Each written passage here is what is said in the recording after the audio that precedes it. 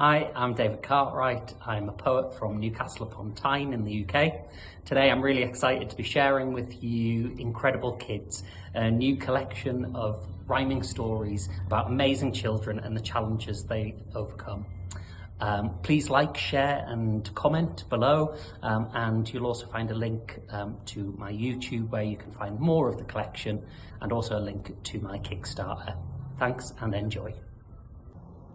This poem is about a child called Leroy Jones. People said that Leroy Jones was only made of skin and bones. A person made of skin and bones are made of more, thought Leroy Jones. But the more that people pressed the thing of a boy just made of bones and skin, the more that Leroy began to feel that skin and bones was a big deal. So Leroy Jones began to eat, which bulked his hands and plumped his feet. The boy just made of skin and bones became a larger Leroy Jones. As Leroy grew, so did his shape. His father cried, "For heaven's sake, you big old boy with big old bones."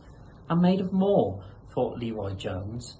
But the more that people pressed the matter of a boy who'd grown a little fatter, the more that Leroy began to wonder if he had made a body blunder.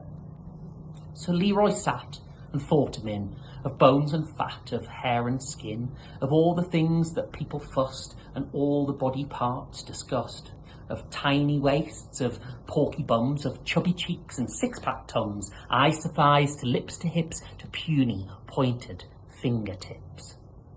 Yes, Leroy had been criticised by people who attacked his size. Body parts were always changing, and Leroy found it quite amazing. But as he thought of his own figure, his bottom lip began to quiver. Comments swirled around his head of all the insults people said. Rolling down his rosy cheek, as if his face had sprung a leak, a tear dripped off and fell to land upon the back of Leroy's hand. Leroy slowly watched the tear. Into his skin it disappeared. Within a glance, it sunk all in, just leaving Leroy's outer skin. It had descended beneath the shell. Past the bones, the tear it fell. Beyond the fat, it sunk inside to where true Leroy did reside. In his middle, at his core, looks didn't matter anymore. The tear had found a place of love, safe from all the world above.